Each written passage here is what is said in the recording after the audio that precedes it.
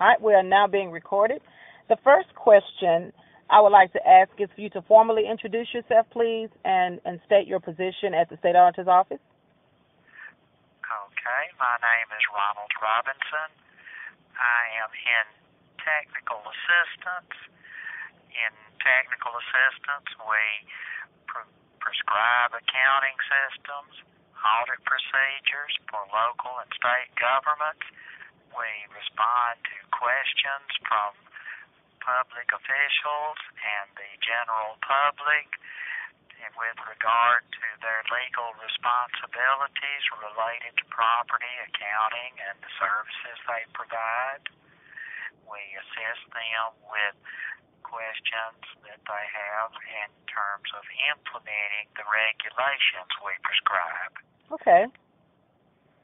Okay? Okay, I'm just going to ask we also conduct training sessions for public officials.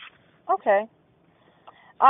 Well, the first question I think we have is accounting fraud in the state of Mississippi on a large scale, is on a small scale? What percentage of accounting fraud is reported to the State Auditor's Office every year? Okay. I actually cannot answer that question. We have a separate division.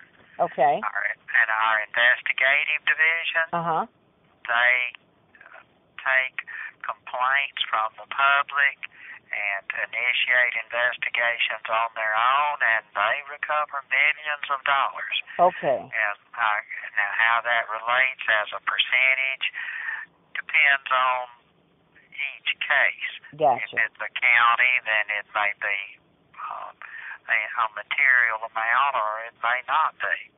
So it is safe to say that at any rate, it serves as a discouragement to the public officials to not take property or services that doesn't belong to them. Right. Well, you just answered my next question. Okay. Right. The next question was if there were actually any cases of fraud in the state. So you've already answered that one. I think the next question is, and you've also answered how complaints are handled, because that's through the investigative division as well. Right. We have a complaint form on our website, or a person could call and provide information. Okay. Of course, we have to have actual information to initiate an investigation. It's not enough to just simply say, oh, gosh, we know he's sorry. He's bound to be doing something wrong. Right. Right. Can you tell me or give me some examples of maybe some types of fraud that may have occurred in the past? Well, we've had people who were purchasing supplies for local governments or state governments and then taking those supplies home or selling them to somebody. We run across people who use public equipment for private purposes.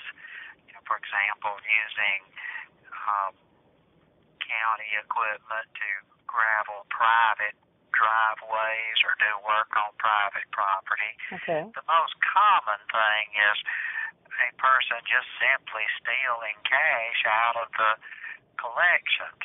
Okay. And attempting to manipulate the record so that it doesn't show up. Oh.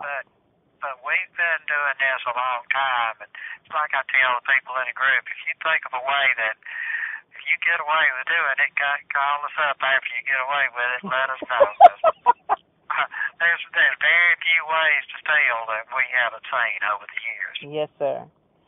Somebody might think, well, gosh, we can just tear up the receipt.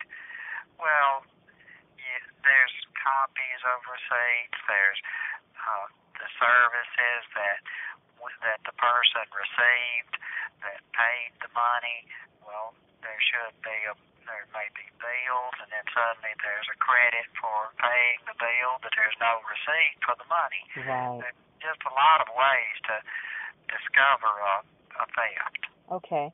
The last question is, what are some penalties that are in place by the legislature for people or companies that are guilty of accounting fraud? There's quite a few penalties. I actually conduct a program that covers the various civil and criminal penalties. And there's two different kinds. Okay. The civil penalty is if a person doesn't do their job properly, they could end up being personally liable, which means they have to pay the money back even if it's out of their own pocket. Okay. If they are actually involved in something that is a crime, then that's a criminal penalty, in which case they would be convicted of violating the penalty and might face a fine and possibly even jail time. Okay. And there's quite a few. I mean, everything from embezzlement to falsifying records, failing to perform the duties required in office. There's just quite a few. Okay. Spending money for purposes that the money was not designated for. Okay. Like I say, I have a whole program I can do just on that. I like to catch public officials when they first go into office and present this information. A lot of times they don't really realize what kind of liability that they might have. Right. You're exactly right. But Mr. Robinson, we want to thank you so much for allowing us to talk with you and to interview you. Certainly the responses that you have given us, very helpful. The kids are having a problem-based assignment, and some of them were a little bit stuck as to, how does this take place and what happens during the process, and actually what happens if a person gets caught, and how can a person actually steal money on a large scale. So I think their eyes have really been opened as a result of this interview, and I want to personally thank you so much for giving us the time. Thank you for your time. Well, thank you, Ms. Wright, and to all your students, I appreciate y'all giving me the opportunity to talk with you, and good luck with your futures. Thank you. Okay. Bye-bye.